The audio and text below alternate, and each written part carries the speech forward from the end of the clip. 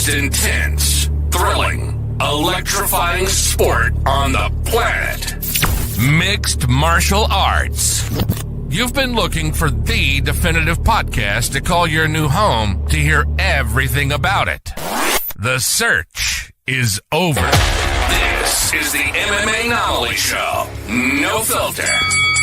Bringing you the hottest MMA breakdowns straight from the heart of the octagon. This show is all about MMA breakdowns. For fans, by fans. We're talking UFC, MMA, and the occasional big boxing match. We'll bring our unique take on how these fights are going to play out and who we think are the best bets. Welcome to the MMAnomaly Show. No filter.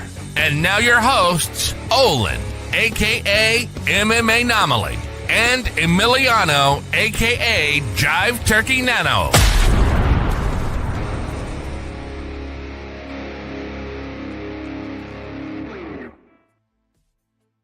What is up, fight fans? Welcome back to another episode of the MMAnomaly Show. No filter. I'm your host, Olin, a.k.a. MMAnomaly, and with me, as always, is the co-host with the most, the Jive Turkey himself, Jive Turkey Nano. How we doing, brother? Let's go. Good to see you as always, brother. I'm just over here gobbling away, being a little Jive Turkey, taking pride in my violence nature here. And good to see you as well. I see you repping Islam over there. Looking sharp as always. Y'all, we already got people flowing in. If you are here, let us know where you're at in the chat. Let us know how you're feeling about this weekend. No UFC, but we still got violence to talk about, baby. Let's go. I'm ready to dive on in. Trey Songz style. Whoa.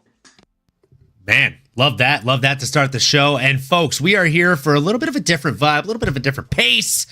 I probably shouldn't say the word pace because I know pacing is something that everybody outside of the UFC suffers from, if we're being completely honest.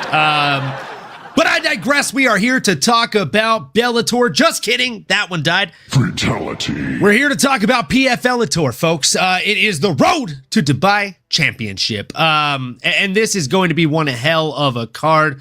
It is going to be a shakedown in Dubai, folks. Starting at the very, very bottom. I mean, we don't have to necessarily run through all these fights because let's face it. We're going to call a spade here. PFL and Bellator suffer from the same thing, and that is a severe lack of star power, folks. And you know that's true. You just know it to be true when the opening bout of the night is between a guy that's 0-1 and a guy that's 1-0. We're talking about two fighters that have two professional fights between the both of them. So it's tough. We're not going to talk about Saeed Al-Hassani and Talal Akhwalaf, which fun names to say. Probably a great fight to watch, but I just don't know enough data to talk about it. Fair? Fair enough. You nailed the names, though. Do love to see that. And maybe before we dive in, maybe a place for us to start here is for you, ladies and gents and everything out there. If you are a fan of PFL and Bellator or just violence like ourselves, maybe you already know this, but hey, maybe you're a UFC fan like some of our viewers and you want to know, what are we talking about here, huh? What is this piffle, this so-called PFL, this PF Bellator, so to speak? We are talking about two different leagues that did merge and get acquired back in 2023. Little fun fact here, so bear with me. But again, PFL, Professionals Fighter League, and Bellator MMA, two notable rivals, I guess, or maybe more like the annoying little brothers to Dana White and the UFC in terms of competition, in terms of their brand recognition and trying to make a name for themselves. Prize money is big in PFL. They do get rewarded $1 million, $500,000. They have the big $1 million leagues or tournaments, which I didn't think is something interesting. I almost think the UFC can maybe benefit from doing something like that, having a season or a tournament style or a yearly end of the year type, like a Super Bowl. A lot of other leagues have. That'd be a great way to maybe initiate something like that. Another fun fact with PFL is they do have the smart cage. I think that's something that, and frankly, maybe the only other thing outside of a few fighters that I would love the UFC to incorporate from PFL.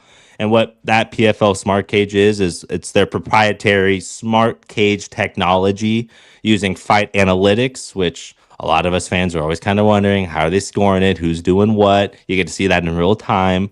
Real-time betting for us, even larger degenerates out there. Always do it responsibly. And if you are going to gamble, do it on DraftKings or Underdog. Shout out if you're listening. Talk to us. We'll run some cool ads for you. And lastly here, AI scoring and viewing. We're living in an AI world. Why not get with the times and leverage those capabilities? You're starting to see it in a lot of other sports. NFL, for example, NBA as well. A lot of statistic-driven sports. Another way we can make the viewing ship a little bit more fun, I'd say, right? Curious to your thoughts, or if I missed anything for those that might have just been curious to know what we're talking about and kind of getting the lay of the land here for PF Bellator, I guess we can categorize them as. Shout out Dixon Sider in the chat, my friend, asking us, they're not doing the million anymore. They announced it. Yeah, they cut it down to 500K, which honestly, it's a good and bad thing. It's good for business because there's no way that they're sustainable and going to stay in business if they're doing that $1 million payout for every single champion. But it's tough to go from having that $1 million payout and then drop on into having a $500,000 payout. And also shout out to Leroy in the chat. Let's fucking go you, brother. If you want to hop on, you let us know. Let's go. Man, this is going to be just a hell of a fight card. Again, from top to bottom, there are a number of fights that I will be paying attention to. But I digress, folks. I think this is one of those where it makes more sense if we just start from the very top of the card. Actually, no, fuck that. We're going to start at about 4 down in the main card here. We're going to start with a man who, with all due respect, feel like maybe his parents got a little bit lazy when it came to the naming convention here. You know I'm talking about Ibragimov. That's right. His first name is almost the same as his last name, but his last name has an OV. So look, Ibragimov is going against a homie of not mine necessarily, but the Fight Week show, right? We're talking about a Kenny Mokanoana, right? Black Diamond, as we like to say. And you know I'm a big fan of diamonds in general. Diamond Poirier, speaking mainly here. So if we're talking about a black diamond, I can get behind that. That might be the only OV last name I bet against on this entire card. And let me tell you why.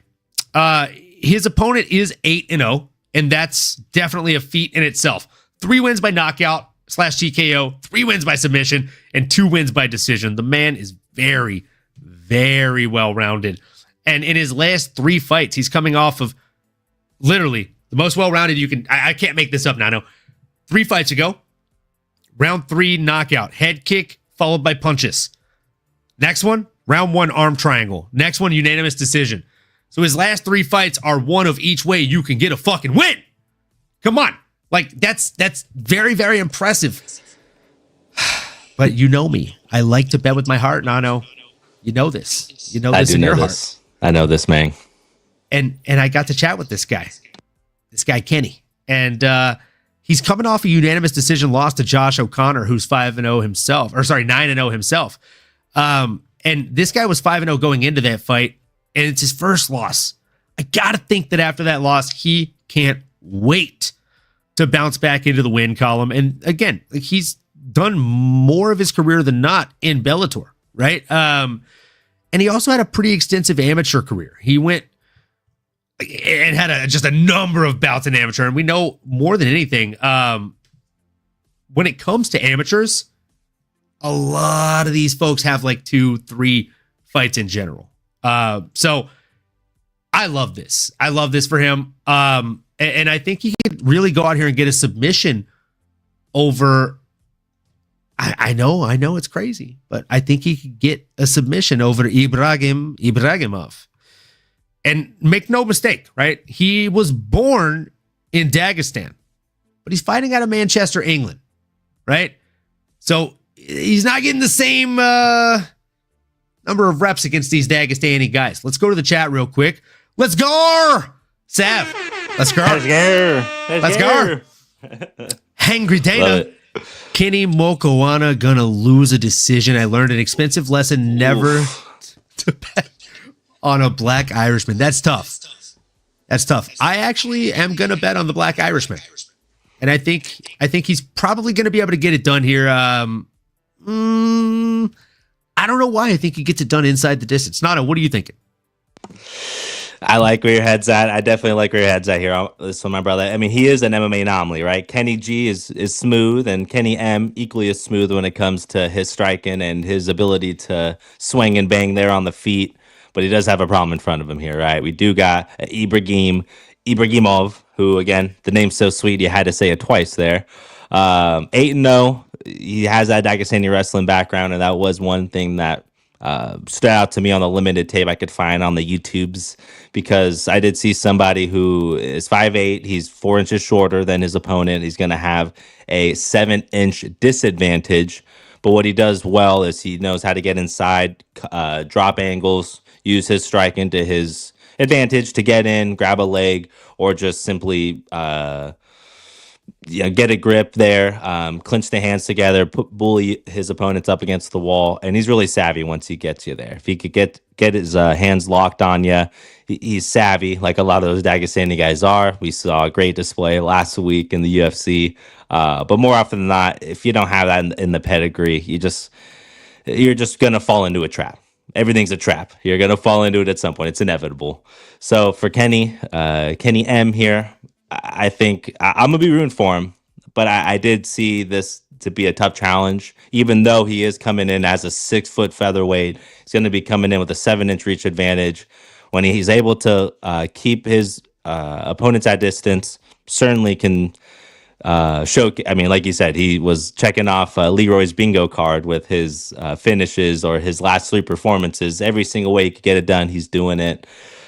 Curious to see what Dixon Sider thinks on this, but I'm leaning Kenny M, but I wouldn't be surprised if Ibrahim just wrestle fucks him, and we'll probably be doing a shot next week talking about it.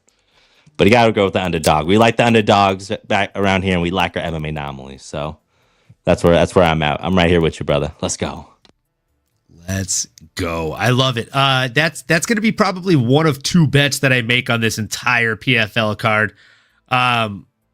Obviously the other one being a little bit of a hedgeroni, right?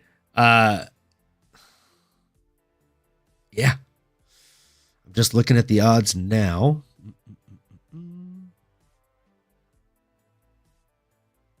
Yep. Yeah, I like this a lot. So, we're going to take that one. And just to put into perspective what that looks like here.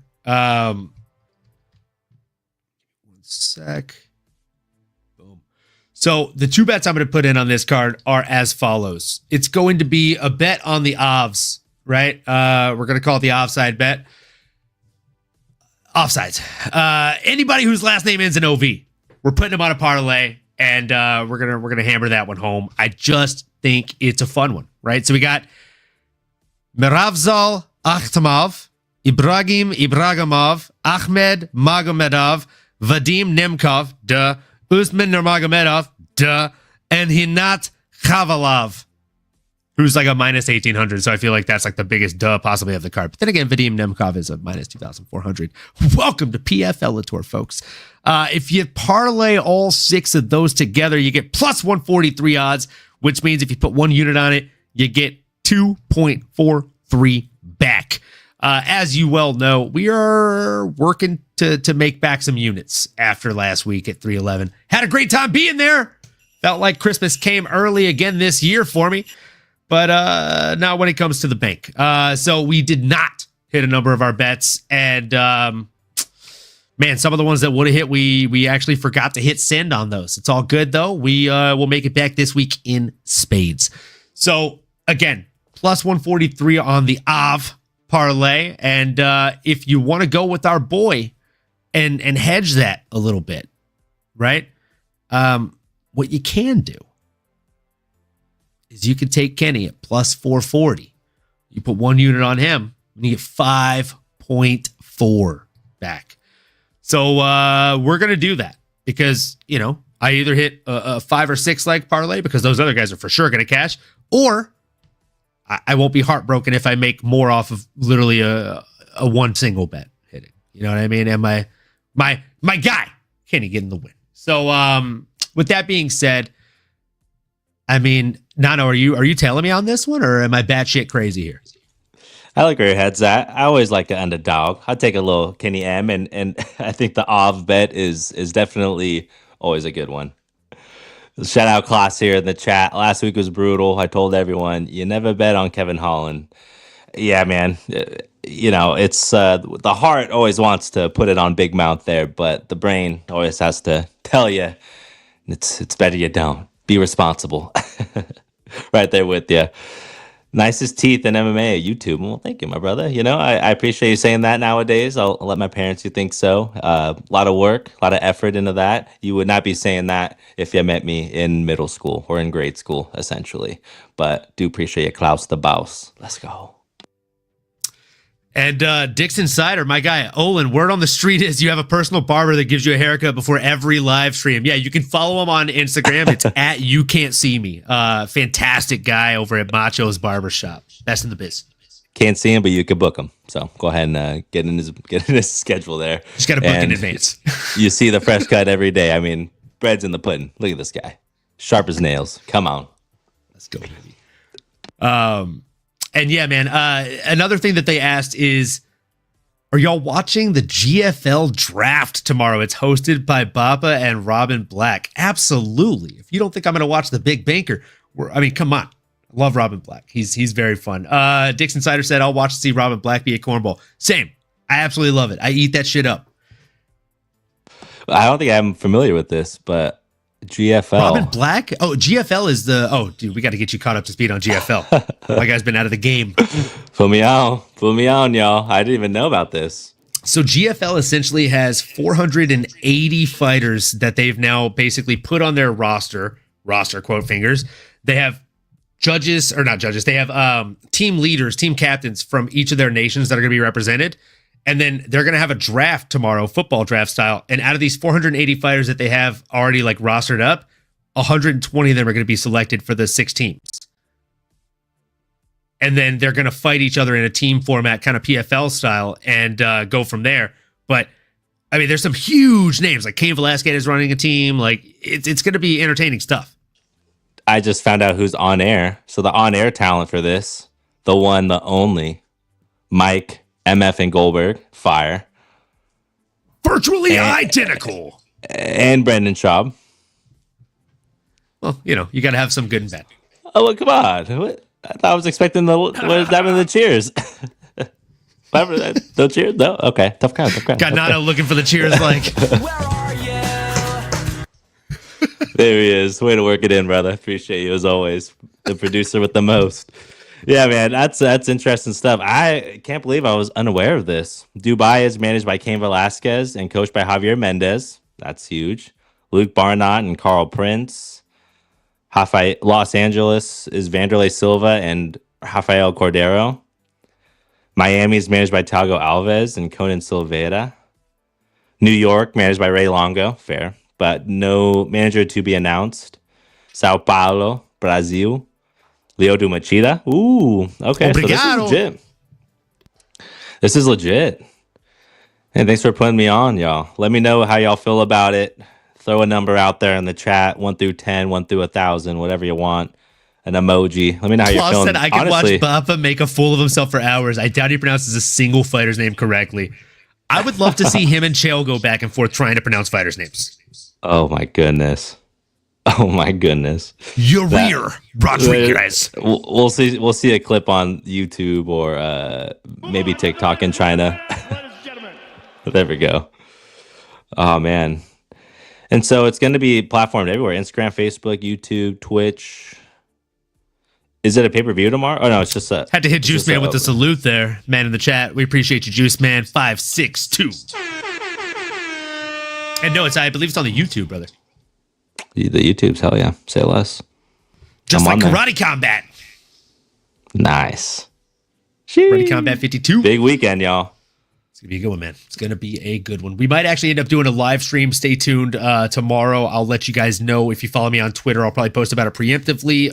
Or if not, just make sure you hit that bell. Smash that bell for notifications, folks. Because we might actually be doing a live stream tomorrow for Karate Combat with Sav, who typically goes to these things live, and she's not going to be able to make it to Florida for this one. So might have to have the female co-host with the most tomorrow. We'll see. Let's go. That'd be fire. Sad you can't go, Sav, but hey, on live, on stream, always a good time. If y'all don't know, now you know. Make sure you lock it in the calendar. Set the hit the smash button, the bell for notifications. Smash that for us, like we like to say around here. Let's go. Let's go. Let's go, mate. Let's fucking go. Arnar. I don't even know what I'm doing, but I'm sticking to it. Hit the like, y'all. Love it. Love it. Dix Insiders, the Geriatric Fight League. That's a great joke. Wow. That's a great joke. Man, that's cool. No filter for sure. Definitely no filter. Would you want to see Tony sign with GFL and fight Kevin Lee? Holy fuck. Not necessarily, but I would watch it. I wouldn't want to, but I will. Yeah. Yeah. Like one eye closed. Like, oh no. Can't help but watch. Well, whenever you're able to jump on here in about 30 minutes or so, Leroy, if we're still live, I'd love to hear your thoughts on that, because I know you're the biggest Tony Ferguson fan that I think I've ever met. El Cucuy. We love El Cucuy around here. El Cucuy. I mean, we literally made like a shirt design with him, right? So you can pick that up on the MMAnomaly store here, linked in the bio. But again, like, I don't know, because Kevin Lee, he's a tough opponent for anybody. And Tony just has not looked super, super great to me in his recent bouts. But it would be a freak show, as you just said. They need to get people tuning in. I hate it for Tony, but I can see him doing it. Okay, cool. I didn't want to say that out loud because I know that's your guy. I'd feel about as good about that as I'd feel about a rematch with Dustin Poirier and Khabib.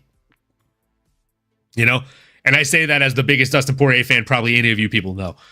So it'd be tough. It'd be tough for me to sign off on that as a Tony fan. But I digress. This PFL card. After that, we have a bout between Nathan Kelly at featherweight and Ahmed Magomedov. I mean, one man coming off of 5 straight wins. I mean, out of his last 5. The other man is 4-1 in his last 5. Talking about Ahmed Magomedov. I don't know why. I think this is going to be the parlay breaker for me of the OV parlay, right?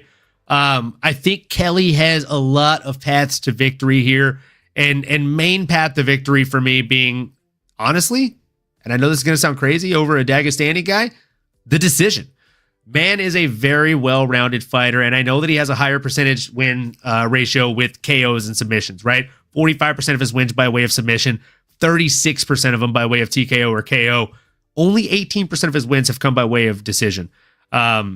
I mean, obviously, if you pay attention to Bellator, if you watched in June the Bellator Champion Series event, he got that nice ninja choke while they were both still dry in the very first round with 3 minutes and 42 into it. I just don't know that he'll be quick enough or slick enough to get that kind of situation on his opponent, Ahmed Magomedov, in this one. But I do think that he can probably battle him to a decision win. Might be a split decision win with them being, over there in Dubai, but we'll see. Either way, if you pick this guy right now, probably stand to make a little bit of money on him, right? Because he's plus 205. He's someone that I'm considering sprinkling like a fifth of a unit on just for funsies, but I haven't quite pulled the trigger on that one yet. Nathan Kelly is a fan of the show.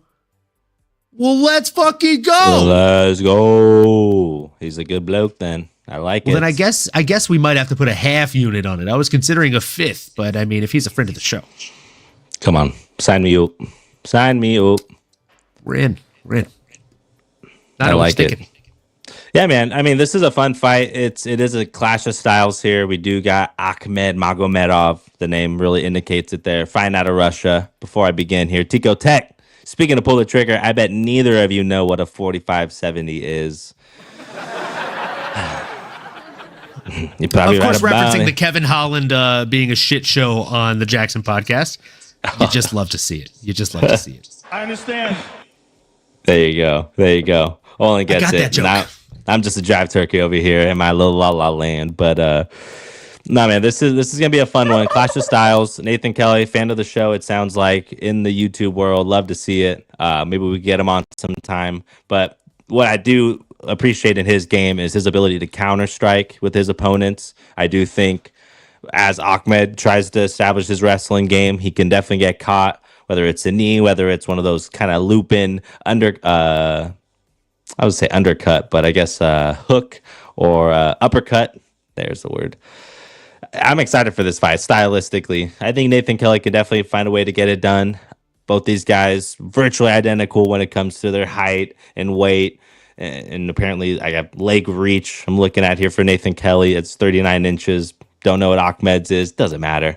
I do think that Nathan Kelly, if he is an underdog, we'll take that. We like our underdogs around here because we know they bark in the backyard, baby. So definitely taking that. Dixon Sider asking if Nate Kelly or Nathan Kelly, not the same dude. Probably not. If I said Nate Kelly, I might have just put that nickname on Sir Nathan. But it is Nathan Kelly. I love it. Shout out Klaus. Appreciate you hopping on here. Hopping off soon, it sounds like, but always great to have you around. And he asked how much Klaus, the tickets are. Before you go, you just asked how much the tickets are. I was looking that up. They're between $50 and $2,000, depending on where you're sitting in the pit or pit side. They're in Miami, which is pretty sweet, right? Yeah. Or wait. And there's not a bad seat in the house either. Mm-hmm. Yeah, it looks sick. I can't wait to talk about Karate Combat because there were some things that stood out, but that's definitely one of them. But yeah, I do think Nathan Kelly has a way to get this one done, but Ahmed Magomed certainly has the ground and wrestling advantage, so that's always a live bet. Give me the underdog, though. Let's go. Nathan Kelly, get it done, baby. Love that. Love that. Yeah, I'm going with Nathan Kelly as well. Definitely think he's a live dog to win this fight. And I mean, at plus over 200 odds, it's hard not to go with him here, man. We love a good dog here on the show. So moving forward, we have a co-main event in the heavyweight division between Tim Johnson and Vadim Nemkov. I feel like I've taken the lead on the last couple. Nano, what are you thinking on this one, brother? Appreciate you dissing it this way, brother. This is a fun one. A little bit of a unique matchup. When you look at it on paper, you see a big, bruising, tumbling, stumbling heavyweight here in Tim Johnson, 6'3", 266 pounds. That is maxed out, ladies and gents.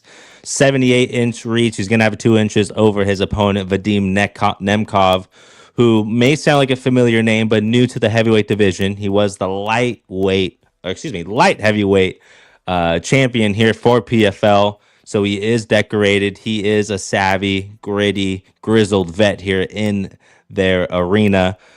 6 foot, 205 pounds. I'm sure he's bulking up a little bit. Maybe we'll float around maybe 220, 230 if I had to guesstimate. It is a complete guesstimation. Don't quote me on it. But he's going to be the leaner, meaner, and I think faster fighter in this matchup with that wrestling pedigree as well. And the ability to fight at the highest level at light heavyweight. I think he'll be able to make this transition to the heavyweight division just fine. I'm looking at a Tim Johnson as well, 18-10 record. Not the most, doesn't give me the most confidence if I were to try to take him. I don't even care what the odds are. Even if Tim were a favorite, I think they'd be sleeping on the fact that a light heavyweight can go up and look good in a heavyweight division. No weight cut, nothing to worry about there. And again, you're going to have a speed advantage. Both these guys are big and strong. So regardless of who gets who first, more than likely the guy that's more accurate and lighter on his feet is probably going to find a way to get it done. So give me Vadim Nemkov, a savvy, light heavyweight guy that's moving up here, but he's going to find a way to make his name for himself and potentially go on to 2-time status and then maybe make his way up to the big boys in the big show with the big dogs in the UFC. Kind of a subtle challenge there. Maybe he'll clip it and use it as motivation. And if he does, you're welcome. Let's go.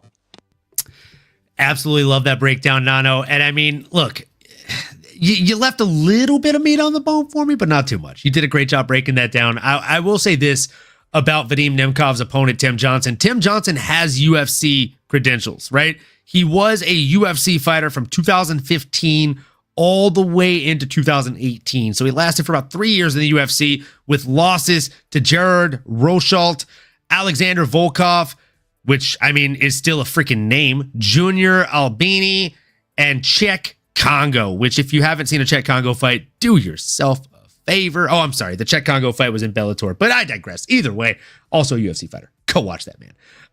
But he did rack up a handful of wins as well, right? Over Shamil Abdurakhmanov, Marcin Tybura, who is a top 10 ranked heavyweight currently, Daniel Omielanchuk, and Marcelo Gome. So again, out of his 4 wins in the UFC, one of them is actually over a current ranked UFC caliber opponent, right? And he also has wins. He got that one back, folks, over Czech Congo years later in 2020. Got a split decision win over him. He also got a win over Meathead, as you might remember him from the season of Tough with Rampage Jackson and Rashad Evans. That's right. I am talking about Matt Meathead Mitrione, folks. He got a round 1 knockout over him. So Tim Johnson always has the nuclear option, right? But Vadim Nemkov is a real son of a gun when it comes to heavyweight. You're talking about a guy who has equally as many wins as the man standing across from him on the night of the fight. And yet he has a 5th of the number of losses. So, I mean, come on. It's tough, man. It is tough. Osterberry said, shout out to Olin and Jive. Dude, shout out to you, my friend. Let's go. Freaking love seeing Osterberry's in here. Juice Man, Osterberry is still shredding. Not lately. The weather here in the UK is ass. Damn, that sucks. When is Shazib Rind fight? I'll have to look that up. I think that's Karate Combat, if I'm not mistaken. I was going to say, I think that's a Karate Combat fight. But yeah, we're about to be getting into Karate Combat right after this. We have one more fight in the PFL event, and then we'll be jumping right on into Karate Combat, my friend. So yeah, very, very soon. And with that being said, my bet for this one is on Vadim Nemkov. I simply think that he is the stronger guy and the better man here. So with that being said, I'm calling a Vadim Nemkov under 1.5 round knockout in this one.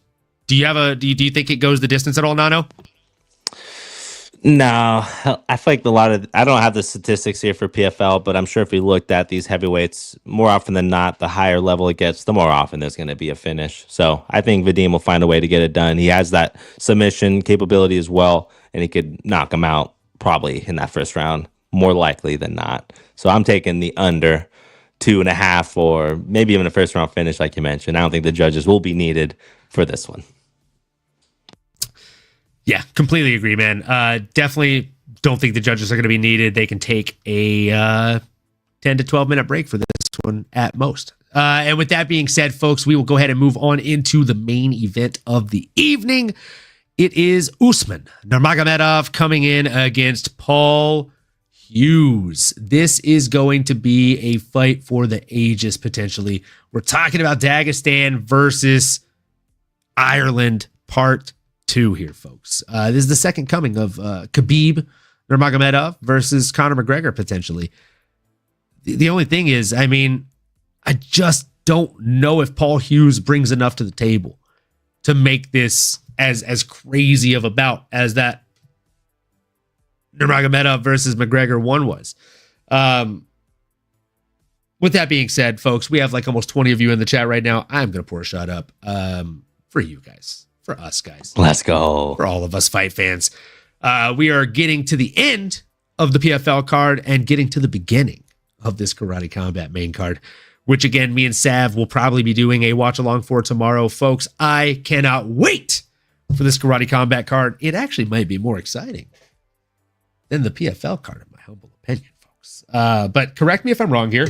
Let me know if I'm crazy Coco Cuckoo Bananas and walk me off this ledge. But either way, if you're here, if you're tuned in, do me a huge favor. Like, comment, subscribe, smash that bell for notifications. And if you drink, raise up a glass with us and toast. To those of you that enjoy fights, to those of you that enjoy skilled martial arts and violence, we enjoy you. And we appreciate you being here with us. You could be anywhere in the world on this Thursday evening, and you chose to be right here at the MMAnomaly Show. So cheers to us, cheers to you, and cheers to everyone coming through. Salud.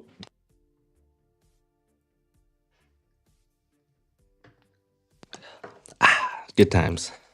Good times. We are all good times. Got funky on us. Let's go, baby. Love it.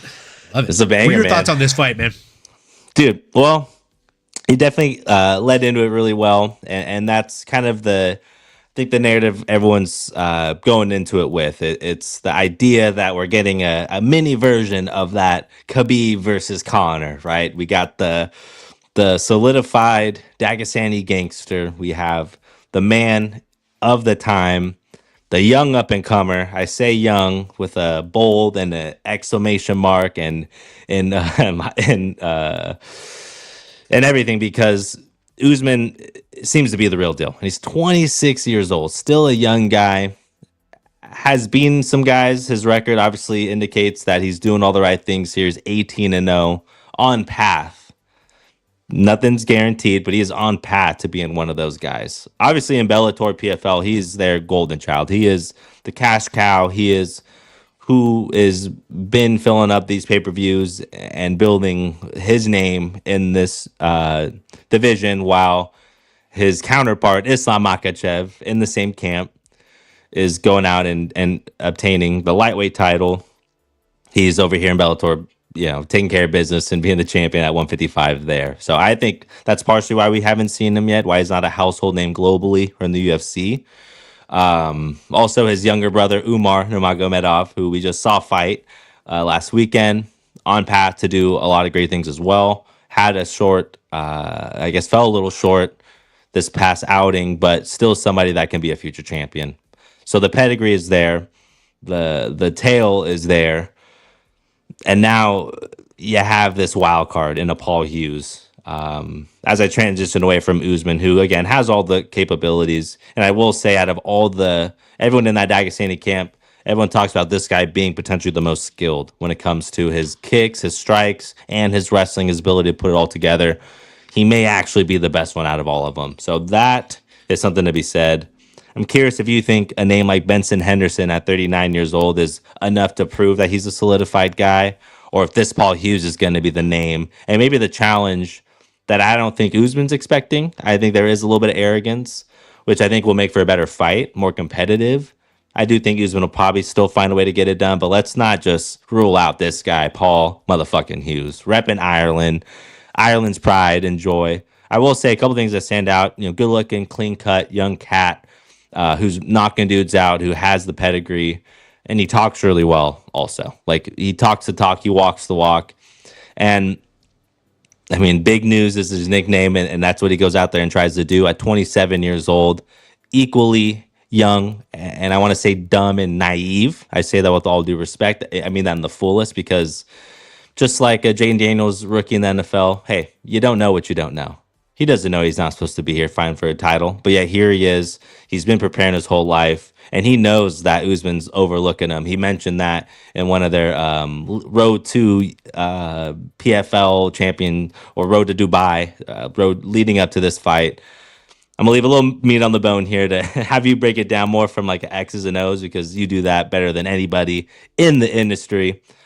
But man, this guy, Paul Hughes, I mean, he has some big wins. One of them over a Morgan Charrier, who is in the UFC, that is notable. But other than that, he's a strong puncher. He has a good ground game. I think he can make for some troubles here for Usman. I think it'll be a really, really challenging fight. It'll be one that will really prove and be that kind of measuring stick for where they're at, where this next generation is, where they're going to be going.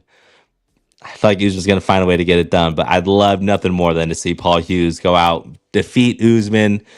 Now, I mean, I think Bellator may want that, because now you can run that back. That's a lot can go into this here.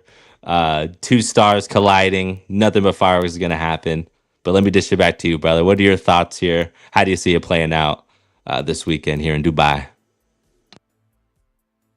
Well, I'll tell you this, man. First and foremost, as always, great fucking breakdown, my friend.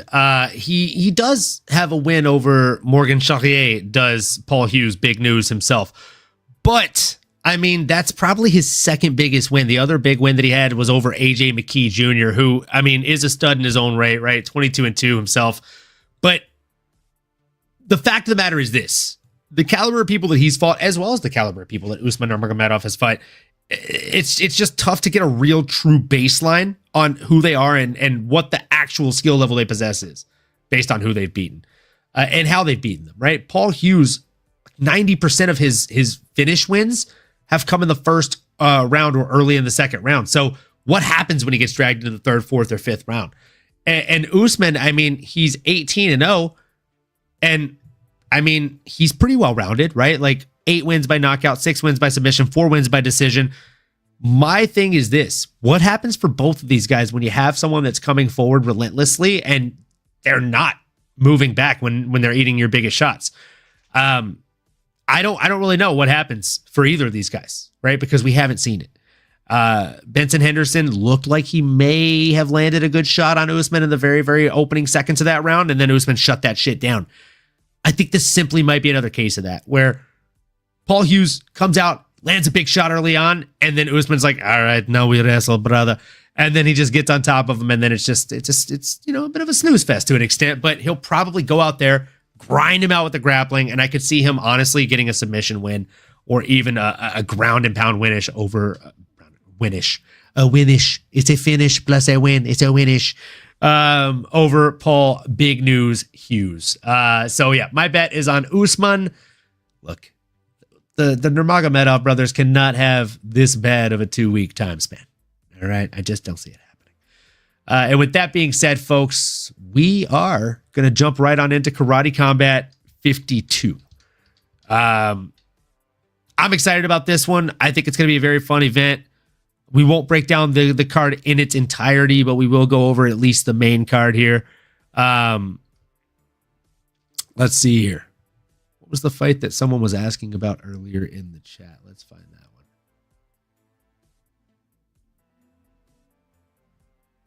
Hamza. Win is Shazaib. Shazaib Rind. Let's find him. That is the main event of the evening. Oh, yeah, we're going to go over the main event for sure, but we're going to get to that last. Let's go ahead and start with Brandon Jenkins coming in against Elad Suman. We got a man fighting out of Las Vegas, Nevada, and a man fighting out of Pattaya, Thailand in this one, folks.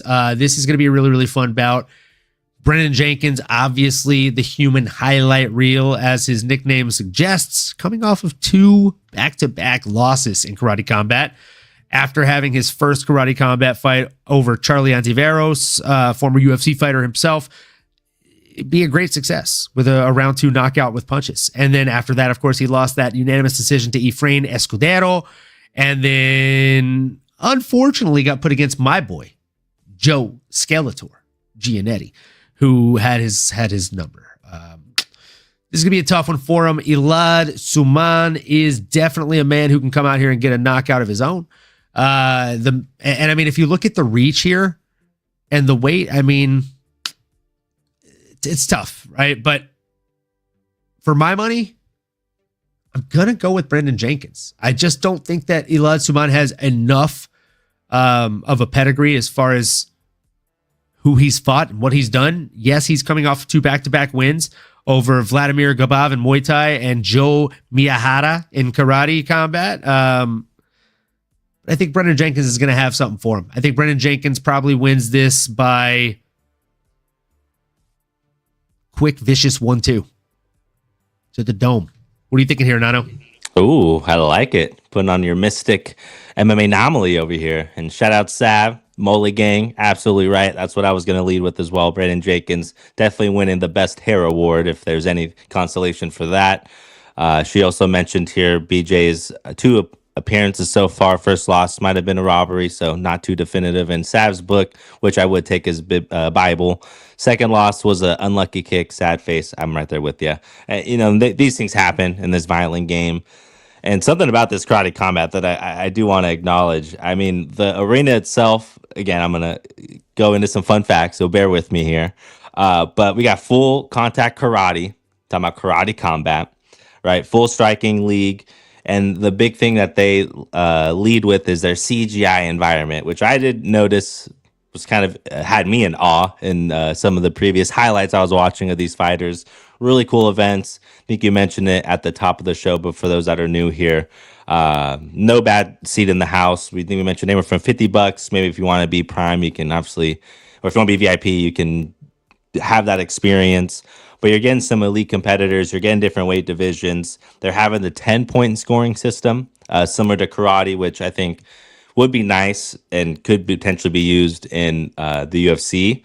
I also like the pit as well, what they call it, the kind of sloped angle as opposed to like a true octagon. It feels like a little bit more of a real world scenario, right? Maybe you're in like a field or it's like a driveway or something. You're kind of in some sort of surrounding where there's just like that pit style. I love everything about it. No wrestling or submissions, so we won't be seeing any of that or explaining any of that. And I think I saw no elbows as well. Yeah, no elbows, and they're using firearms gloves. So we're gonna see some violence here, y'all. And with Brandon Jenkins, that's exactly what he does. He looks like he's built for violence. And one thing you mentioned with that 1-2, I did notice a lot of that in his game, whether it's 1-2 upstairs or even going downstairs as well, ripping the body. That's a quick way to neutralize your opponent and find a path to victory. So I do think that that Brandon Jenkins will find a way to get it done. And I'm standing here corrected already. Shout out Sav and all you fine people in the chat there for keeping us honest. Elbows are allowed now. That is a new rule. I'm going to have to yell at Google ChatGPT here because they lied to me. So that's on me. Didn't do my due diligence. But I'm looking at the chats here. Leroy's ready to get put in. MMA sending the location. What a time to be alive, baby. Let's go. Oh, hopefully you can still hear me. I'm not sure what's happened. I think I just came back here. Can you hear me? Can you hear me? I can hear you, brother. Can you hear me? Perfect. We are back. Not sure what was happened there, but we are back now. We are back. Well, yeah, I'm not sure. Sav, let us know. I mean, I was over here rambling and scrambling. No, I was just explaining some of the rules and everything.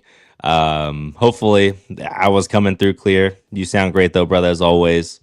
Looks like we might have a fellow brethren here getting loaded up. He's ready to hop on in to the pit here in Karate Combat. Curious to hear his thoughts, just all things violence. Y'all know him in the chat, and if he's in your personal DMs, I apologize. Maybe sign a waiver or have him sign some sort of waiver to let him know that you agree to communicate with this guy. But one of one, the one that definitely only. Definitely a one of one. We're gonna bring him on in just a second here, and I mean, first things first. Before we bring this man on, Nano, you had a great breakdown of that fight, of just Karate Combat in general. The rule set is definitely very unique in Karate Combat, and I feel like it's something that more people should be watching. It's something I thought would actually take off a lot more than it has. They used to do a lot of really goofy things, right? Where they would have like a health bar at the top of the screen and things like that, and make it look like a video game, and health would deplete as these fighters were fighting in the middle of an actual fight. And it was kind of a bit goofy, but at the same time, like, it was misses. I respect it though. Bit of a fun time to watch for sure. But either way, I am very happy that it is actually starting to take wind and starting to catch wind to an extent. With that being said, folks, we have the one, the only.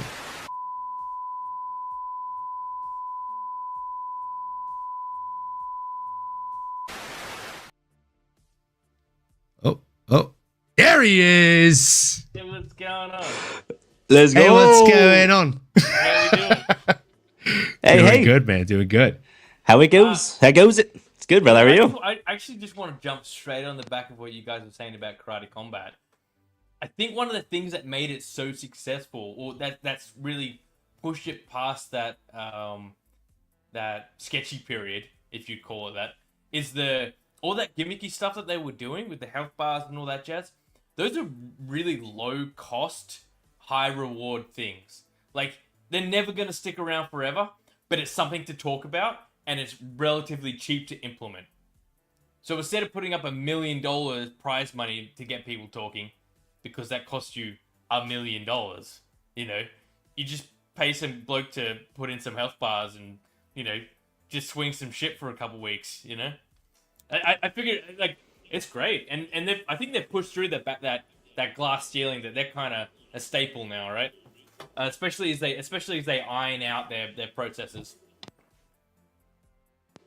Well said. Well said. I agree. What do you think, MMAnomaly? I mean, I couldn't agree more. I thought it was cool. I mean, seeing the last few events, I mean, specifically with Eileen Pereira's last showcasing, I forget how long ago that was, but I like some of the digital CGI environment or whatever they're doing. I mean, it's a little shtick. Like you said, low cost. They kind of have it down. Not too hard to blow up some sort of visuals.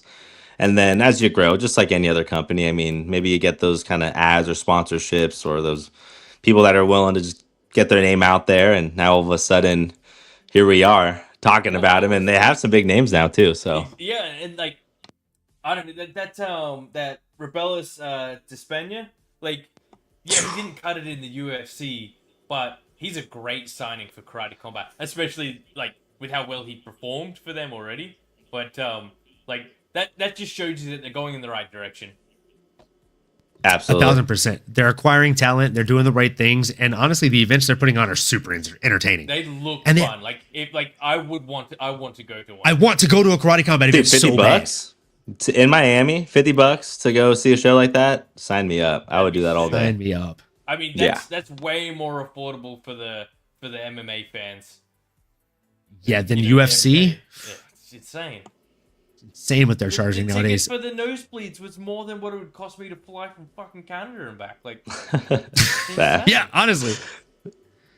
I will say, It's though, too in that much. arena, the nosebleeds are better seats than most arenas. that So- arena looked. The arena was nasty On good, the- bro. on It the was so live awesome. stream, like, I just kept getting. I was like, oh man, they must be having the time of their life sitting up Yeah. there. Like, you had that big screen right in front of you as well. Like, you missed nothing.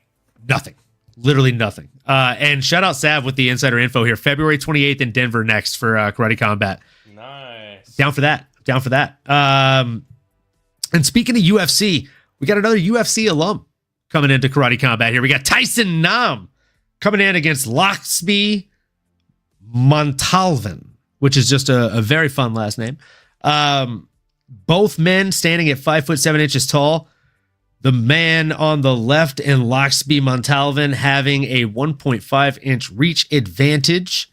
And Tyson Nam getting up there in age. Man is 41 years old coming into Karate Combat to get it He's done. from the mean street of Portland, though. He is from the mean streets of Portland. He's looking to go out there and get it done. I mean, he's not from. He stays in. He's from the mean island of Honolulu, motherfucker. He's one of them flying Hawaiians, baby. So you know he's coming out there to throw hands. And I like this dude's fight style. I truly do. He is just a lot of fun. You know he's either going to win or he's going to lose. And either way, there's going to be a knockout in the fight. Because he doesn't do a whole lot to not get knocked out or not knock out his opponent. Sav out here saying lock speed by KO, which I'm not mad at. He's definitely the younger kid. He's about half his opponent's age. He has father time on his side, and he is the more winninger fighter as of recently, right? Well, You got to think. What you got, Lee? Lockspeed's got all the Karate Combat experience, though. Yeah, he's fighting at home essentially because he's been to the pit. Yeah. That was literally gonna be my next point. Is like not only is he the winninger fighter, but he's been here, done that, so to speak. And Tyson Nam is coming from an octagon to a pit. It's a bit of a difference. Sav's got And is he making his debut, Tyson?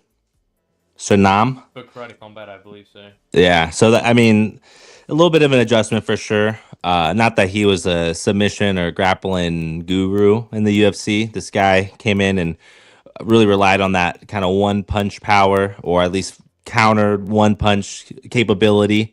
I'm sure he'll look for that same thing here. But yeah, when you're fighting someone 14 years younger than you, you're the junior, you're the elder. I mean, that's going to be tough to combat. Pun intended here in Karate Combat. I'm just looking at his career here on Tapology.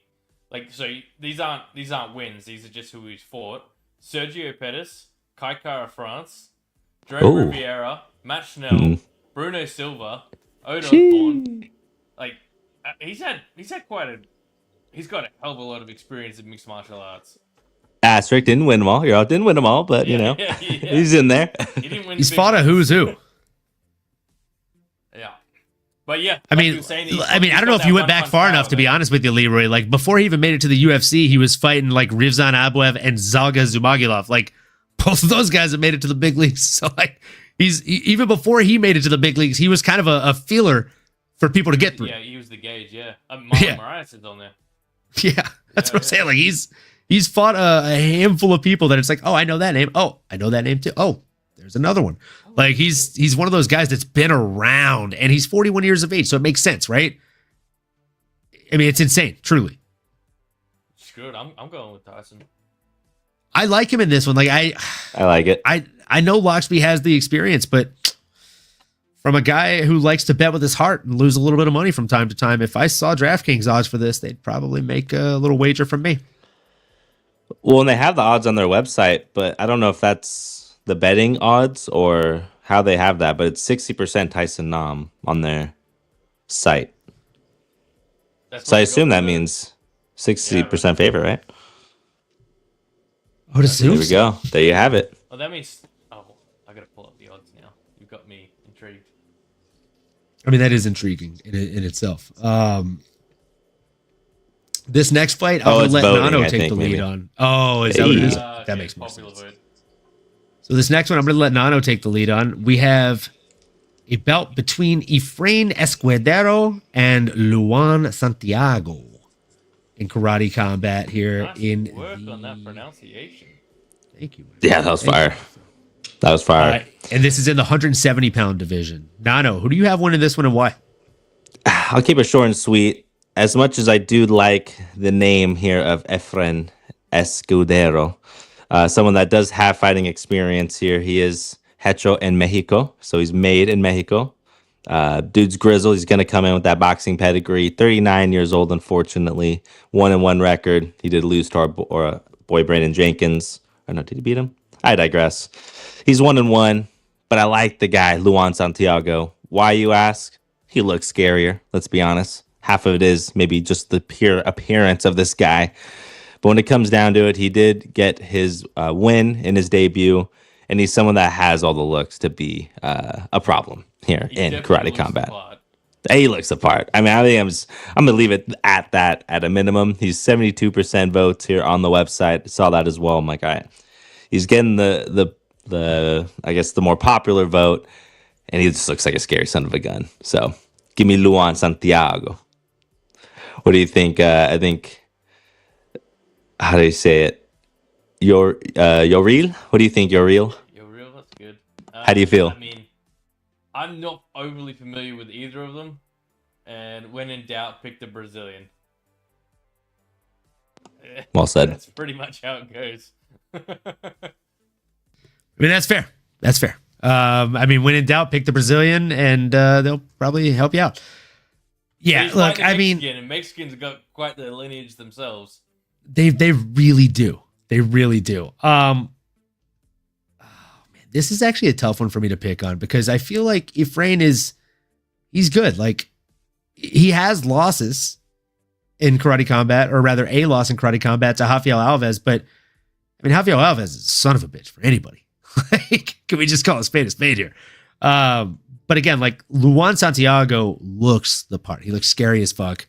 He looks like a Tekken character in every facet of the word. And he could probably go out here and get the knockout because that's typically what he does. If you look at his record, 68% of his wins in combat sports by way of knockout.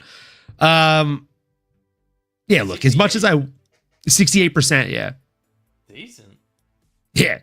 15 knockouts, 0 submissions, 7 decisions. 68% wins by knockout. And I mean, if that tells me anything about the guy, it's that he's going to do everything he can to get a finish in there. And again, if you look at his most recent fight over Corey Cup, it was a 2-minute knockout in karate combat. That's all he needed. Not very long at all.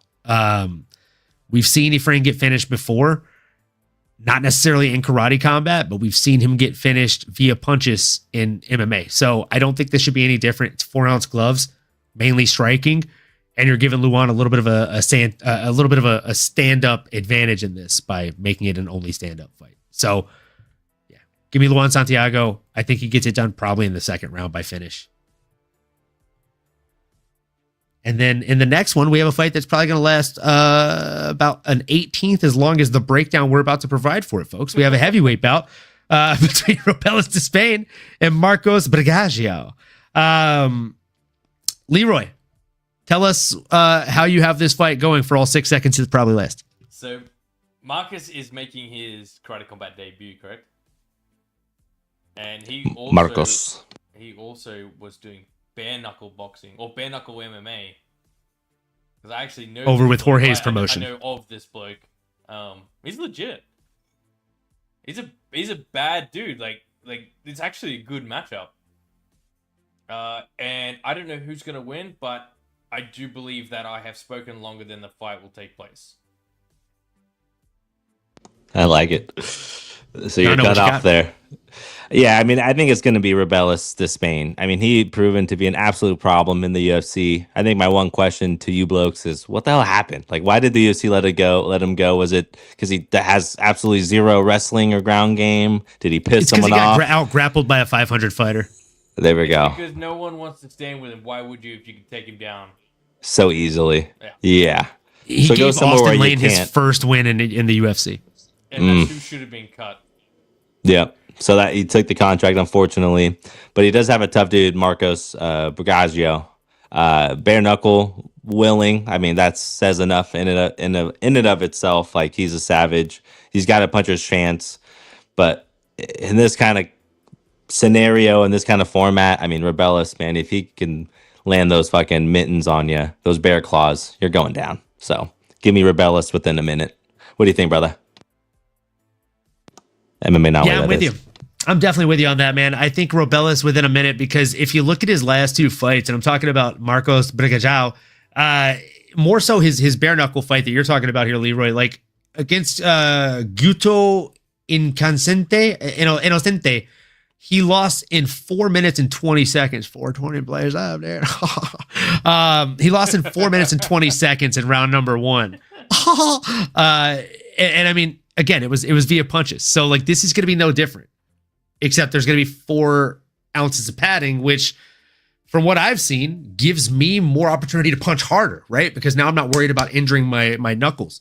So I just think he gets knocked out pretty brutally. That's right. That's me. I'm under Nurmagomedov. Halal Nurmagomedov, or what was it? Haram Nurmagomedov. That's me. Yeah, I think Despain by however he wants it, to be completely real with you, my friend. And with that being said, we move into the people's main event of the evening. We gonna put money on that one? Yeah, let's put money on that one. I'll put a tenner on it. But I reckon. Yeah, I'm with it. I reckon I'm gonna go the other way. I'm gonna go with the Brazilian. We'll go $10 and a shot. Done. Let's go. $10 and a shot. You heard it here first, folks.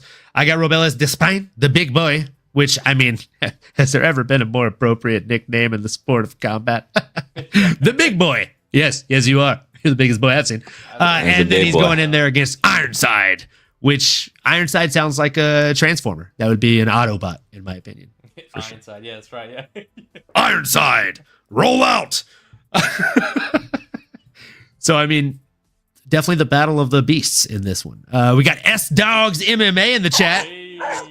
Just got back from training, and what do I see here? The boys. And we got shout out to Crossover MMA. What up, boys? Get the likes up, people. Get the likes up for those two as well. If you're not already locked into S-Dogs MMA Talk on YouTube as well as Crossover MMA, make sure you drop a like, comment, and subscribe on those channels as well. And with that being said, son's in the chat. That's right. That's right. They grow up gotta so support fast. their dad. And with that being said, folks, we're moving into the people's main event, right?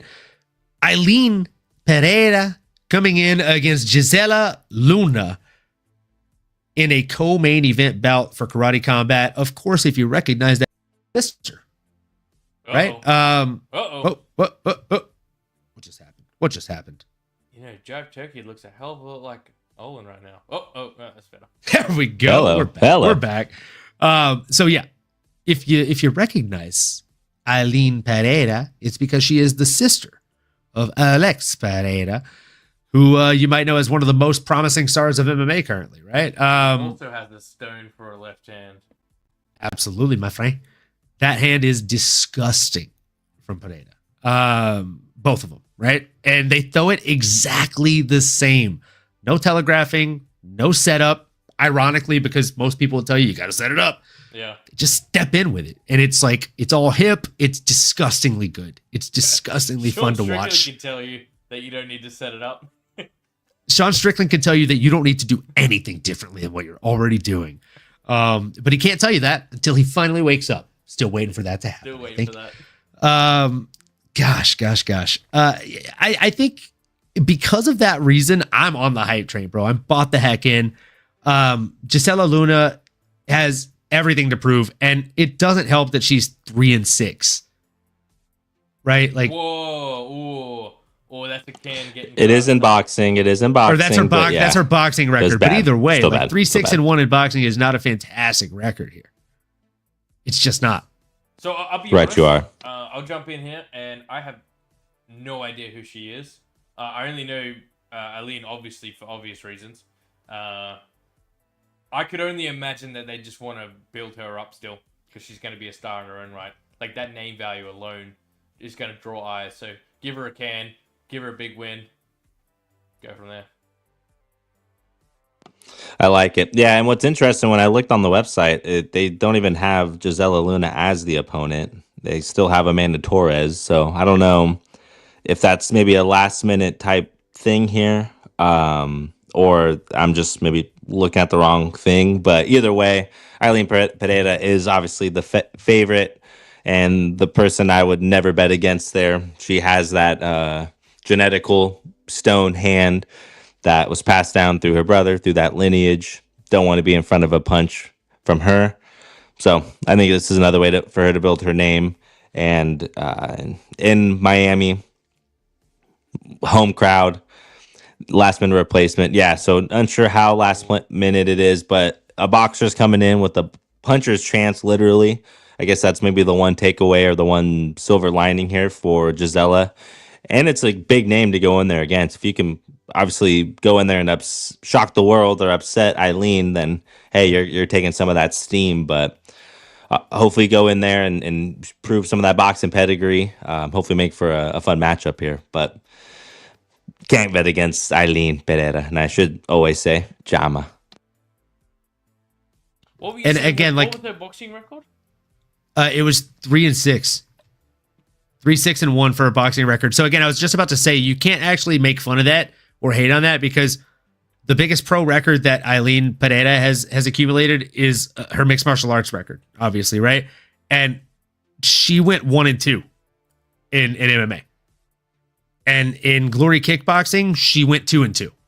So, or I mean, in Glory Kickboxing, she went 2-1. Before that, she was at WGP Kickboxing, sorry. And she had a loss there to Elaine Lopez. So in her kickboxing career, she went 2-2. In MMA, she went 1-2. Right now in Karate Combat, she's 1-0. So, I mean, she's a 500 fighters record right now, but she does have a very, very powerful left hook and the right big brother and last name. She's essentially a Gracie fighter at this point, who's waiting to further prove her ranking. Does anyone in the chat know, or if you guys do, know any sites that are running odds for Karate Combat? That's a great question. I don't know of any sites that actually have actual odds for him. Because technically it's not MMA, it's not going to be under that. I'm checking on best fight odds right now. Let's see. Betway. Oh, Betway? Yeah, it looks like Betway has odds for him. some kind of online casino. Yeah, I'm seeing, these are the odds that I'm seeing. So I have only 4 fights listed for odds. I've got Marcos Brigajal and Rebeles de Spain. We got minus 1,000 for de Spain, plus 500 for Marcos. That's a pretty penny if you wager on that. Gisela Luna is a plus 900 underdog. Holy smokes. Oh my God. Eileen Pineda is minus 3,333. Oh, wow. I've never even seen that. That's insane. Who's doing that? Edgar Scrivers versus Shazab Rind is a plus 225 against a minus 333. Obviously, Rind being the minus 333. And then Efrain Escudero is a plus 200 against a minus 275, Luan Santiago. That's crazy. The only reason dude's dater is for her brother. Oh my God. Oh gosh, I don't know. That's tough. Chum. As Doug said, could you imagine dating Alex Pineda's sister and coming home to meeting him?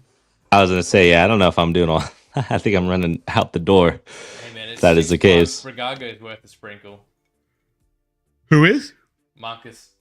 Oh yeah, for plus 500. Yeah, absolutely. That's worth a sprinkle.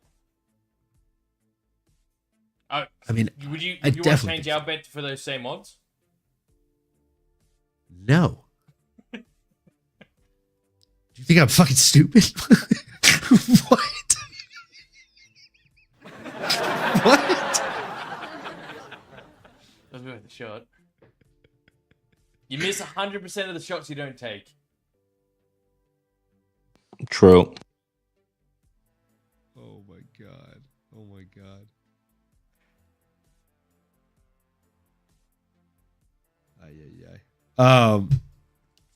Either way. I digress. Yeah, I'm not giving myself those odds. We're just gonna stick with the tenner and a shot, my friend. Yeah, tenner and a shot sounds good. With that being said, we are going to give the people what they want. They've been asking for this in the chat since about 40 minutes ago. So Shazib Rind, a.k.a. King Khan, not King Kong, King Khan, coming in against Edgar Scrivers, the Bear Slayer. What a nickname. I mean, the Bear Slayer is just a fun nickname. But again, this is a situation like you guys went over a little bit earlier, I think like 3 fights ago now, where if you look at the topology, like one of them looks the part. The other one looks like a CW character that was cast for the part. And I'm going to let you guys be the judge of which is which here. But with that being said, Leroy, jump on in and tell us who you have in this main event between the Bear Slayer and King Khan. Well, you reckon the Bear Slayer is a cool nickname. King Khan is dope. I mean, like, Khan actually existed. So, and conquered the most known of the known world. I don't know. He's got a stellar record. He's young. He's hungry. I think he's going to get this one easy. I wouldn't be surprised if he finds himself in some other promotions down the road. I completely agree with that. Nano, you're in, brother. I like it. Yeah, I mean, the Bear Slayer, somebody that's a grizzled vet here in the karate combat world, 33 years old, but has a few fights, has a solid record. Even though he's coming off some losses here as of recent, he did go on a 3-fight winning streak, actually 5-fight winning streak. And what you see in a lot of that is, and I guess there's no takedowns, but you still see like some leg whip kind of, I don't even know. I guess it's not takedown, but there are sweeps. There are sweeps. You can get Thai style sweeps and things like that. And you only the difference between this and MMA as far as like takedowns and control is I think they only allot 5 seconds of top position and then they stand them up. Gotcha. Well, I was going to say he was really productive in those situations when it comes to leg sweeps and timing that with his spinning back fist and everything. I liked his variety of strikes. I'm actually looking here. This guy fought Yadong Song way back in 2017. Fun fact. I'll let MMAnomaly talk about that. I might have spoiled his notes a little bit there, but I am leaning with the favorite. The man of the hour, King Khan Shaz Saib, reigned, mostly because He has that kickboxing background, like we were mentioning here earlier. 75-4 record there, kickboxing champion, first Pakistani champion, and a combat champion here as well. 6-0 record. He's 6 feet tall here for this lightweight division, 155, and he's still only 26 years old. So he's got 7 years of youth. Like, he's positioned, everything's trending the right way. Dude's a stud. He looks absolutely stacked as well. I don't know how he makes the weight. But he's someone that seems to be special. I think Leroy mentioned it. Somebody that I think can cross over, especially with a lot of like the success we've been seeing from these kickboxers into the UFC. The Israel Adesanyas, the Carlos Prates, obviously Alex Bejeda, Chama. The list goes on. And this kid definitely looks to be special. Pakistan is a huge country. They have, I don't know, what, 1 billion people there. He's going to have all that steam behind him. The UFC would be foolish not to be calling his line after another maybe dominant performance here this upcoming weekend. But what do you got for us, MMAnomaly? What's that, brother? Sorry. Jump in, baby. I was going to say, I believe also, if the UFC were to knock on his door, he would be the first Pakistani fighter in the UFC. I can't think of any. But I don't know why I was thinking Anshul Jubilee might be, but I might be completely wrong. There's a couple Indians, but there's no Pakistanis. Oh, you're right. Never mind. Anshul Jubilee he's one of the only Indian fighters. Okay, I'm sorry. I stand corrected. And you do not confuse those two. That's why I apologize. That's literally Fair. like my boy. Like my boy literally was like, "Oh, so your girl's Arabic?" And I'm like, "No, she's Assyrian." He's like, "Same thing." And I was like, "No, you just piss her off. You didn't say that. And then he did a bunch of research, and then for Christmas that year, he got her a book on Assyrian culture, for her own culture, because he's fascinated with it. He got himself the same book. Shout out, Matt. I would say that's a win. Tico Tech, are you in the chat right now, my guy? Fucking love you, dude. That's a win. He's That's the a best. good present. Even though it doesn't work, it's still a great present. He's a great present giver. And yeah, man, I mean, I'm with you guys here on everything you said. I'm just going to essentially echo here in the next like 2 minutes. Shazai Bryant, King Khan, Leroy, yes, sick name. Really awesome nickname. You're not wrong. And B, he looks the part and he feels the part. He is the part, right? Like, he had one fight outside of karate combat professionally, and that was at one championship in their Warrior series. He got knocked out in the 3rd round due to a right straight against Alexander Moisa. And then since then, he's gone on a tear of not 1, not 2, not 3, not 4, not 5, but 7 wins in a row here under the karate combat leg. And he's just looked absolutely incredible doing it. A vast majority of these fights are finishes for him, which is very impressive. Right. And more often than not, he's getting it done very fast in the first round in that first 2.5 to 3 minutes.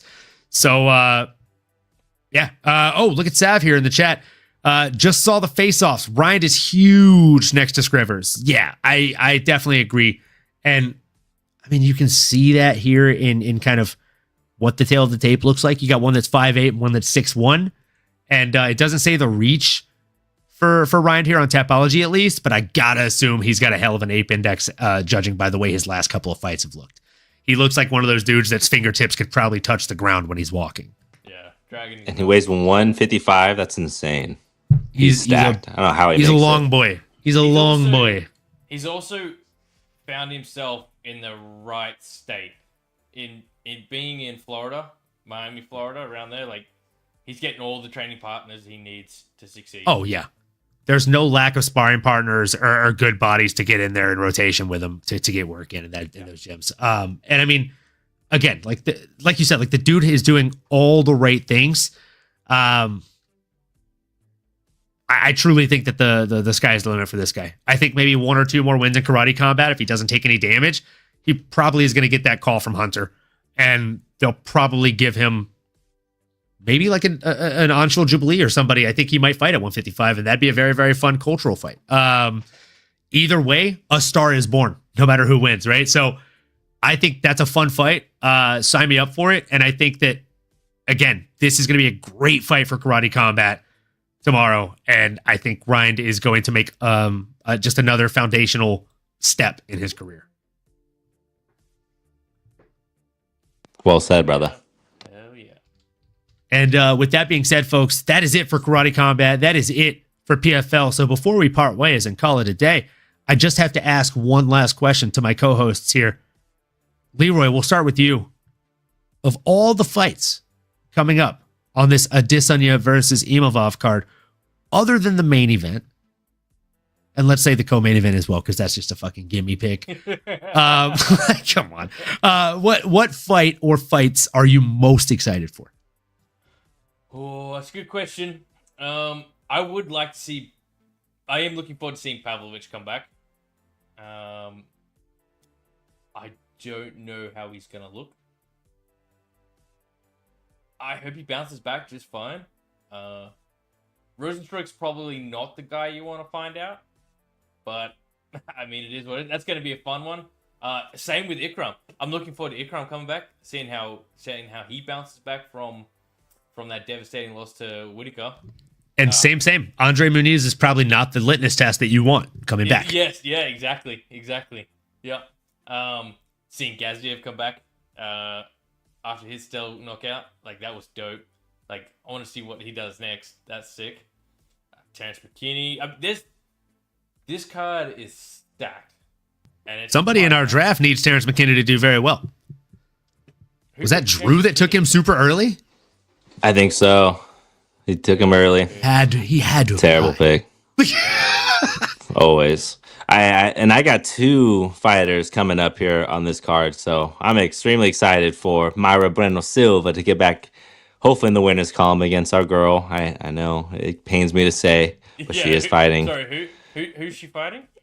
Well, interestingly enough, Olin knows who we're talking about here. Is it? Are you talking about Jasmine? Yes, Adavatage. Is that who it is? Hey, that's exactly what we're talking about. I thought it might be somebody else, but then I was really just racking my brain, and I was like, It's actually Yesidava Chess. Yeah, Did I that's put, right. Did I put Perez Zam on my ticket? Ooh, I don't know, but that's a He good was- ticket to He was book. on my short list, but I don't know if I picked him or not. I do also have I'll tell Izzy you right now. Adesanya, so I'm you right getting now. I'm getting points this week or next weekend, baby. Let's That's a good go. pick. Izzy's gonna smash this one. You're gonna see vintage Izzy. I hope so. Back did to back not. too. I'm hoping. Oki Balaji as well. He's also a friend of the Fight Week show. Really solid dude fighting out of Belgium. oh, nice. He's gonna be a fun one. He opens the card. He's Hell gonna be a yeah. fun one to watch. Let's go. I had him on my short list. Oki? Yeah. Yeah. He did well in the Contender Series, eh? He did really well in the Contender Series. He looked really sharp. One of my favorite picks, and I think, is he going this weekend? Or is that next week? Abu Aslan? Who, sorry? Abu Ebo? Aslan? Next week?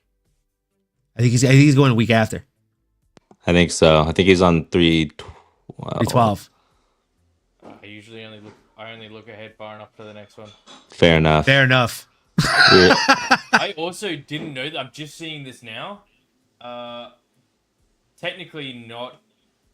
He's born in Australia, but he reps Turkey. Khan Offley.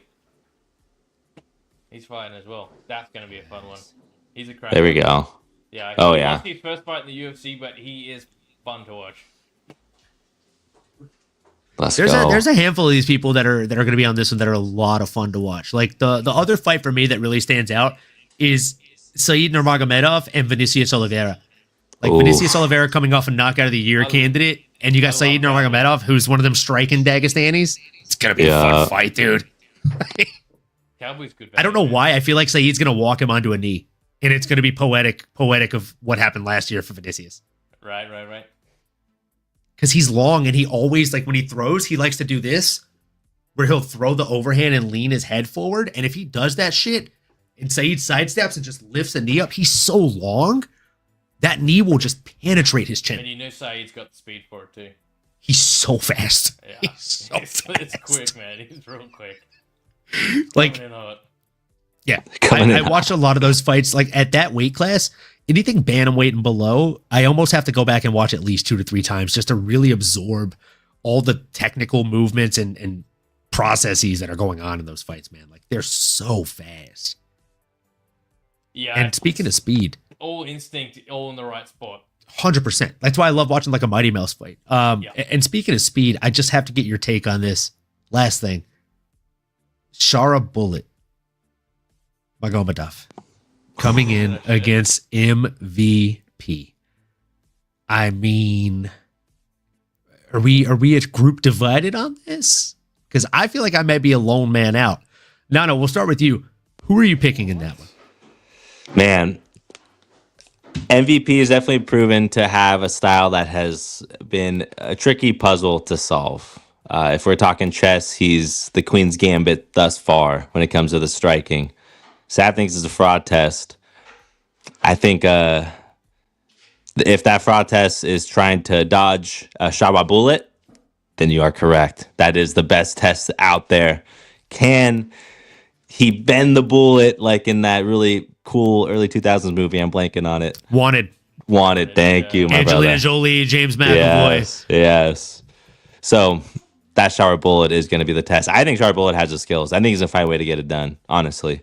He's awkward, weird enough power, and the double spinning back fist to KO somebody was all I needed to see. I think MVP is going to get a rude awakening here for what the UFC is really about. Come. And this guy has one eye, need I remind you. Let's go. Leroy, tell us why Nano's your favorite. Dude, I mean, how many reasons how much time we got? Oh, stop. I love MVP. Watching him just knock out, just bully cans in Bellator was amazing. I'm a big fan, but I think he has surpassed my expectations of him in the UFC as it is. I think he's overrated. I don't think he stacks that well. I think Sharon might walk through him. And I think the fraud check is on MVP. You don't get a double back fist knockout and then someone say, "Oh, let's put you up for a fraud check." Like MVP is jealous of that finish. That is true. That's what I've got to say about that. I mean, everybody in the world is fucking He's jealous got of that one finish. eye. Yeah, he's got one eye. I mean, that's fair. But even if he had two eyes, that finish would be impressive as hell because he literally did, like verbatim, a combo from Tekken Yes. Yes. that Brian does. Like the crazy white-haired military dude. It is literally one of his combos. Not even just the double spinning back fist, Nano, because I see you like, is he serious right now? The push kick before it is part of the combo in Tekken. It's a push kick to double spinning back fist. But he's like, And he "Oh, did that exact move. I know The you're gonna timing was block the same. this, so here's the next one. Boom. Like bang. the timing was the same too. I'm gonna send you a clip of it after this, Nano, and you're gonna be like, "Oh my god, bro, that's insane!" Like it's insane. It truly is. But let's not forget that before he ridiculed a man and rolled a pokeball at his corpse, MVP cracked a man's skull with a knee, literally caved it in. Yeah. That's ungodly, right? I haven't seen another man that's done that before, and that is terrifying to me. 10 years ago. Look, Leroy, nobody likes you right now. I like, so that's what I'm saying. Like I'm such an MVP fan, but I think he's over the hill, man. I think The whole reason we invited you to this show was to talk about Tony Ferguson. You're talking about MVP being over the hill? What is even happening right dude, now? he's like, you know who he's like? He's like Stephen Wonderboy Thompson. You love him, Dang, but he's too he came at me calm. like that? That sucks. I'm sorry, but he is. He's good. He's top Wonder 15 good, but he Boy. ain't top 5 good.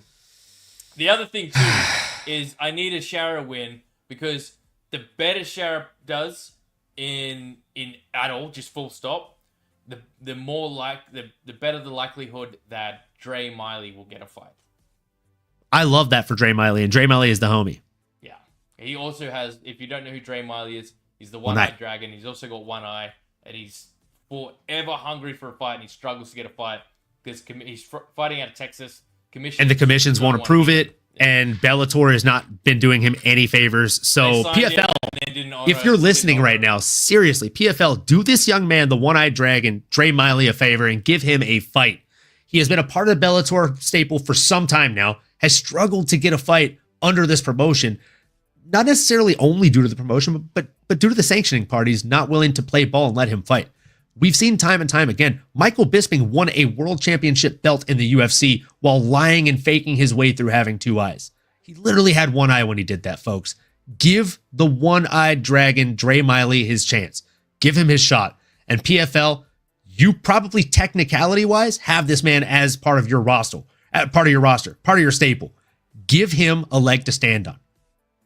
All he needs is a shot. All of Texas, if you want viewership, all of Texas will be watching. Everyone knows him. Everyone wants to see him fight. He's somebody that all these fans will get behind. Such a humble guy, too. Absolutely. Absolutely. Well said. Oh. Thank you. I appreciate it. Like, I mean, it's true. Like, the guy just needs a leg to stand on. And Bellator hasn't done him any favors.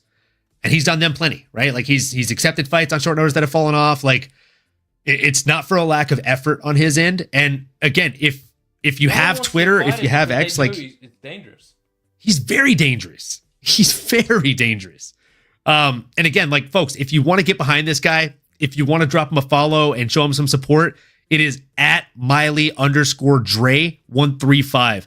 That is at MILEY_DRE135 on X and Twitter, whatever you call it. Drop the man a follow. Let him know you're behind him. And if you make any posts about him, make sure you tag PFL. Tag the powers that be. He also said he would fight featherweight too, just for the record.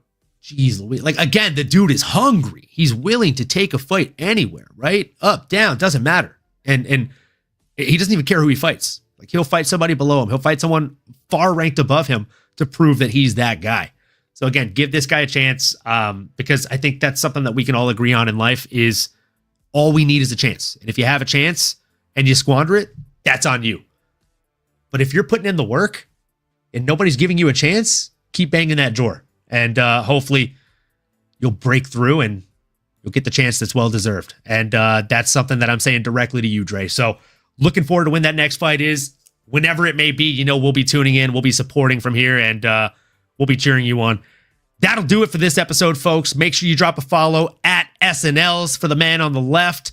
If you love a good accent, if you love a good beard, he's the guy for you. At Jive Turkey Nano, you already know him. He's the co-host with the most. He's here every freaking week, folks. And if you don't hate the radio broadcast or voice you've been hearing for the most part here, at MMAnomaly on all platforms. We love that you've been here, folks. If you drink, raise up a shot with us. We'll do one with you. If you don't, do a little sippy sip of water, folks. But either way, we appreciate you for being here. And make sure you hit the like, comment, subscribe, and smash that bell for notifications, folks. And until the next time, we'll see you then. Keep on going and keep on growing. You've been listening to the MMAnomaly Show. No filter. As you may have been able to tell, we dig the MMA, and our passion is to dive deep into the upcoming fights, give you our expert breakdowns, and help you make sense of all the chaos that is the fight game. We hope you've enjoyed the show. If you did, make sure to like, rate, and review. We'll be back soon, but in the meantime, make sure to find us on YouTube, Twitter, Instagram, and Twitch at MMAnomaly. Be cool, and we'll see you next time.